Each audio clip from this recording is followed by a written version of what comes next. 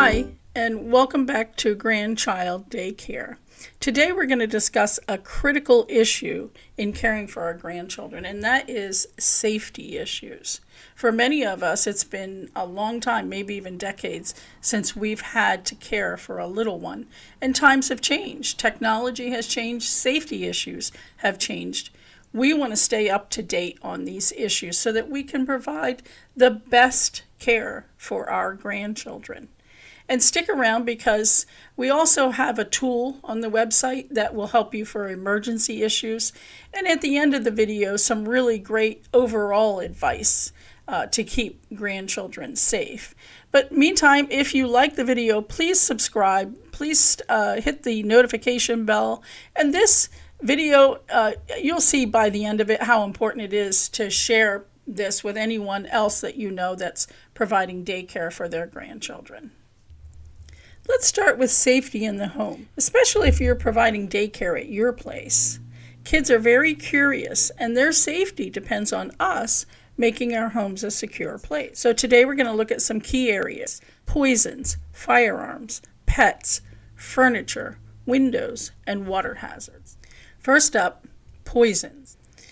This includes everyday items that we might not think twice about. Maybe, well, we know cleaning products, right? How about dish soap, bleach, and how about new, laundry pods? They can be very dangerous if a child gets a hold of them. We want to store them, of course, in locked cabinets or someplace up high where a little child can't reach them. And the same goes for personal care products, lotions. How about perfumes? Sometimes they come in really pretty bottles and they might even be pink or something. A child might mistake them for something to drink. Nail polish remover, it can be very harmful to a child. They might think, oh, I can, use this. I saw my mom using this or something. So we want to make sure those things are locked or kept up and safe and out of the way. And then there's medications, over-the-counter and prescription. And these medications can look like candy to a child. And I know that most of the time they're going to be in child safety bottles, which is very important to have. But also, remember, sometimes these products can slip out of our hands when we're taking them. And that reminds me of a time I had to deep clean a house. My son-in-law had moved into a house, a woman had moved out, and my little grandson was going to be living there as well. So I said, I'll deep clean it for you. And I took 2 days. Well, you wouldn't believe the amount of pills I found in that house. Pretty little colors all over the house. I don't know what they were, but I know I didn't want my grandson getting a hold of those pills, so I really took care to find every little pill I could find. And it made me think of something, a tip that I do now. I'm not on medications, but I take supplements. I take them over the kitchen sink. That way, if I drop one, it goes in the sink. And if it's a little tiny pill that you're taking, that could easily fall on the floor. And you know how those things are. They disappear and you think you're never going to find it. Well, guess who finds it? Little tiny hands. It's almost like magic, the little things they can find on the floor. One of the things I've done with my grandchildren is as soon as they're crawling, I play a game with them, and they love to use their fingers, right? And that's important. So every time they pick up a little thing, as soon as they pick it up, I say, thank you, and I hand out my hand, and they play a game. They love it. They give it to me. And so now I notice my little crawling grandson, he'll come to me. He'll find something, and he'll come to me to give it to me to play the game. That's a little bit of a safety tip that you could practice, and also take them over the sink in case they do fall. Now let's talk about firearms. If you own a gun, you want to make sure that that gun is safely locked up in a safe or a cabinet. The ammunition is stored separately. It's not a loaded gun. And this is something that's really non-negotiable. Guns are very, very dangerous for children. And let me tell you, it's always something that you don't expect. You never see it coming. And that's why just lock them up and don't let children have access to guns, because it can be tragic. So now let's talk about safety with pets. I love pets. I've always had dogs and cats, and I love animals. But our furry little friends might not understand infants. And it's best to keep them away from babies. Babies have very delicate skin. They can't protect themselves, maybe from getting scratched or even just a playful nip. Even the gentlest dog can accidentally hurt an infant. We want to basically supervise interactions at all times. Never leave a baby unattended with a pet. And look it up. In preparing for this video, I had Googled just how dangerous is it? Well, the third leading cause of injury and sometimes death to children in the United States is animal bites, specifically dog bites. I was pretty surprised to find out it's the third leading cause of injury. That's a lot of injury that doesn't need to happen. Just keep the pets and the children separate. As the children get older and the dogs and cats get more used to them, things change. But babies, it's a different story. So we want to make sure that the infant, the baby, is safe from the pet. And to be honest, make sure the pet's safe from the baby, because that baby, he could just grab ears and twist or pull hair, right? So it works both ways. In keeping the baby safe, we're also keeping the pet safe. Now let's talk about furniture and decor. Well, if you have some heavy furniture like a bookshelf and it's thin, top heavy, secure it, because children like to climb, and they can start climbing and that thing falls over and it can be very dangerous. That goes as well for dressers or TVs, and mostly for things that are top heavy or thin. And you can find kits for these at hardware stores or Home Depot and anchor them to the wall. I personally don't have a coffee table because for some reason, after 6 kids and 12 grandchildren, I can tell you if there's one piece of furniture that a kid gets injured on, it's a coffee table. They have the scars to prove it. Coffee tables, I don't know why, but kids and coffee tables, they're magnets. So I don't have a coffee table. I have some upholstered squares, and then I put a tray on that if I need it. But also for the other furniture that does have those corners, like sharper corners, I put those little guards that I bought from Amazon, and super easy to install, just to help, against injury or even an eye injury. But also watch out for like heavy decor items like vases, maybe bookends, statues, anything that's heavy. You'd be surprised how many times a kid can pull that off and it falls on them and really hits their foot or something, and that can really hurt too. So we want to, avoid those bumps and bruises with heavy things.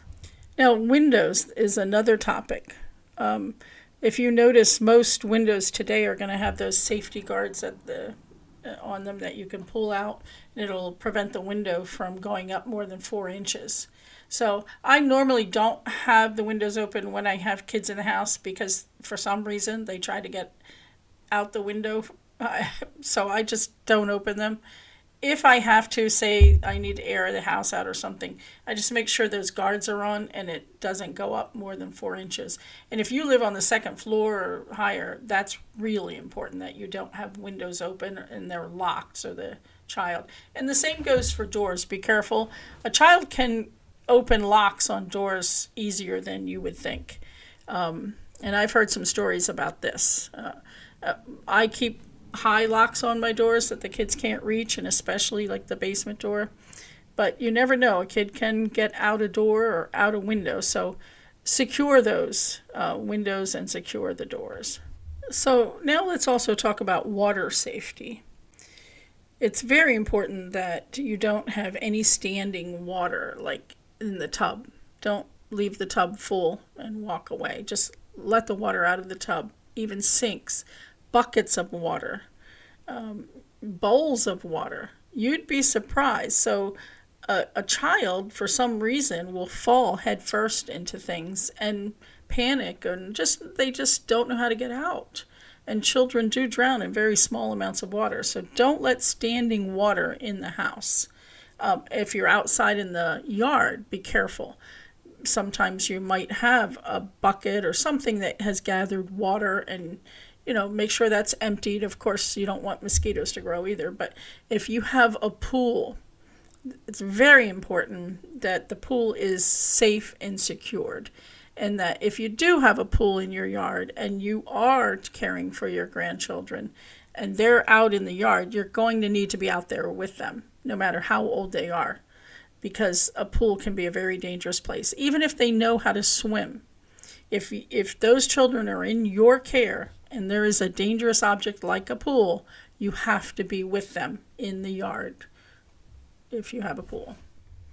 So another thing I wanted to mention was the safety with fire and burns. If you're cooking, keep pans back, the handles of pans back. Cook on the back burners if possible. Never let the child around the stove, whether it's on or not. Don't let them get used to playing around the stove. I don't fry anything in hot oil when I have a child. I just don't plan that, because that's the hot oil is the way that you can catch a kitchen on fire, and I don't want a kitchen fire with a child in the house. So I just don't. And I used to watch a little child when I was a teenager, and he was badly burned by some cooking oil, which, I always remembered that could have been prevented. So be careful cooking on the stove. Don't pull the oven door open when a baby's around, because I guarantee they're going to reach right up and try to touch that hot oven door. So just be careful with those kind of burns. Electrical outlets. Find those little tabs, the safety tabs that you put in the empty outlets, so that the child can't put anything in there. And be careful that anything that's already plugged in, that's a real danger, because they unplug it and then they get their little finger and try to plug it back in. The finger gets between the two prongs, and that can really be dangerous. Cords, electrical cords. Pets, will chew on cords, so will children. And you want to make sure that they're, not accessible for children to be chewing on. There's a lot of charging cables anymore. So we want to watch those, because a child can get, badly burned or electrocuted through these. So let's talk now about car safety. First of all, if you are going to be taking your grandchildren somewhere, you're going to need car seats or booster seats. These have to be properly installed, and then the child has to be secured properly in them. And these are very important tips, because if it's not properly installed, it can actually be more dangerous. Now, if you don't know how to install it, or you can't, get the parent of the child, number one. They probably will be able to do that for you. And they probably will want to do that, because they'll want to know that it's installed properly. If not, I know our local fire company will. You just pull up and ask them, and they'll come out and check and make sure it's secure. Sometimes I think even the state police barracks will do that for you. So there's ways to get help if you need help securing it. But you can probably even handle that yourself. I know I've installed car seats many times. So you just want to make sure that they're in the appropriate one too, because at a certain age they have to be rear facing, and at a certain age front facing. So you want to make sure that the car seat is appropriate for the child's weight and height. But also, once you have the child secured in the car and you're driving, number one, you never ever text and drive. Don't do it. It's so incredibly dangerous. And I know what you do. It's just one text, just this one time. Don't do it. Texting and driving leads to, I think I saw the injuries were 390,000 injuries and sometimes death a year in the United States. And and this is just a side fact, but if you know a teenager, if you have any teenage grandchildren and they're driving, that's so important they don't text and drive. I just did a short video on this. 11 teens a day die from texting and driving. Boy, that's just too many. And so we want to really promote that idea. And I know when I first started seeing bumper stickers that say don't text and drive, I felt a little offended back then. I don't anymore. I don't. It became personal. And I don't want to go into that story, but please don't text and drive. So another thing that you want to make sure of if you're going to be driving your grandchildren around is that you never leave them in the car. And this is something that does happen to grandparents. You're not usually taking a grandchild, and sometimes like grandpa has to pick up the child somewhere and take it, and he's not used to it, and then he gets home and something, oh, I forgot I left the laundry in or something, and he runs in and forgets, and then something happens. So you just have to take precautions that this never happens.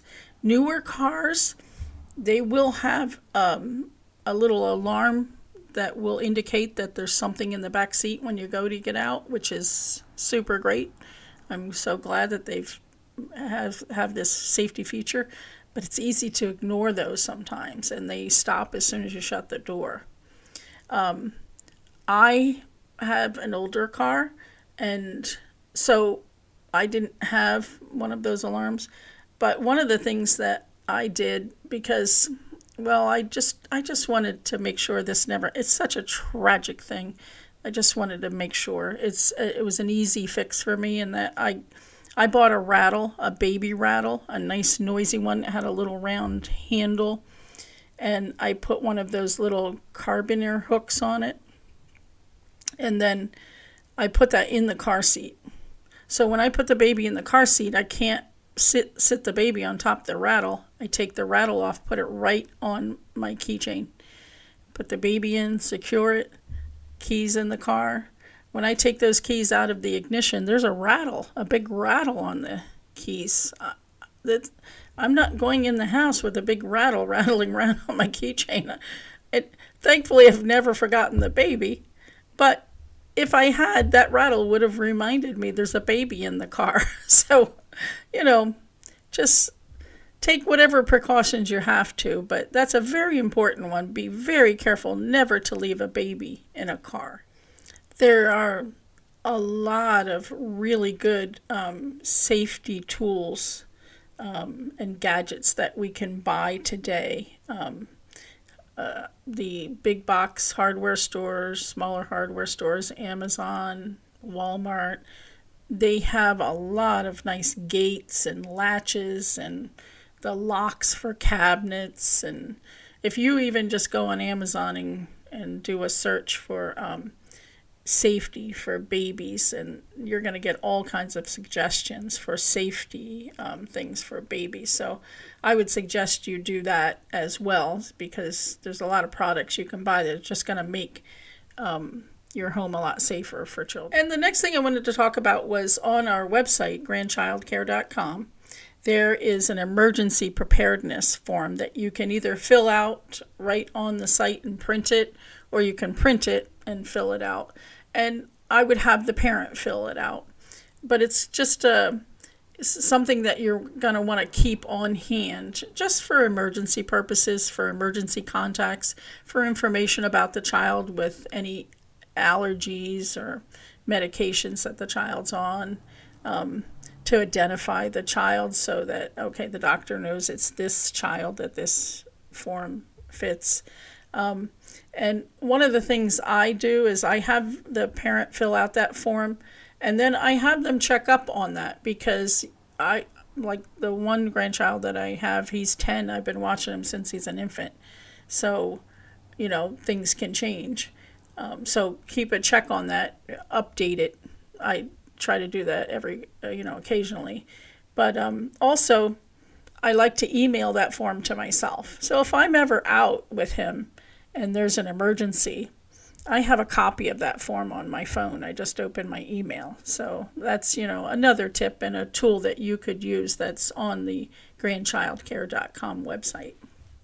So the last thing I want to mention, and I think is probably the best advice I could give you after 20 years of doing this, of providing daycare for my grandchildren, is just be vigilant. And I know it's a sacrifice, and I know you probably have your daily routine, but you can't continue the same daily routine when you have the grandchildren. You need to give your attention to them, and it becomes sort of like a job you're on.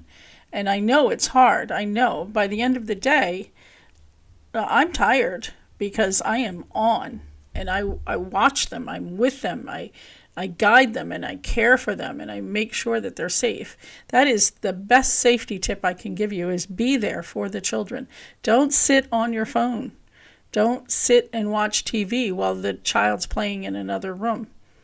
Keep those devices off and be with the child. If any of these dangers come up, you're going to be right there. So, and I know you can't be exactly with the child every second, and I understand that. But make it your aim to be, so that you'll be there to protect that child. And that's, if you're, considering whether or not you should provide daycare to your child, keep in mind that it's going to take a lot of effort, personal effort. The child isn't just coming into your home and spending time. You are caring for that child. So, if you want to make it the safest place possible, be there and be alert and be with the child. So thanks for watching this video. Please share this one with any other grandparents you know that might be providing daycare for their grandchildren, because I think it's an important one. Check out the website. There is a safety it's a safety list of things that you can, it's like a checklist. It's at grandchildcare.com, and you could either print that out or just, check it off there on the website. And also, please subscribe to the channel, support the channel, so we can spread this information, so that, grandparents who do provide daycare, or some grandparents providing just full-time care for their grandchildren, so that they can have this important information. So like, subscribe, or share the video. Make a comment. Do you have a tip that you'd like to share with the community? Something that has worked for you for safety? Please put it in the comment, and I'll enjoy reading it, and I know others will. And meanwhile, I just wanted to say, you're doing a great job. Those of you who are already caring for your grandchildren, you're doing something very special. And, as I always say, give yourself a pat in the back. And I know you're tired at the end of the day, but it's going to be worth it.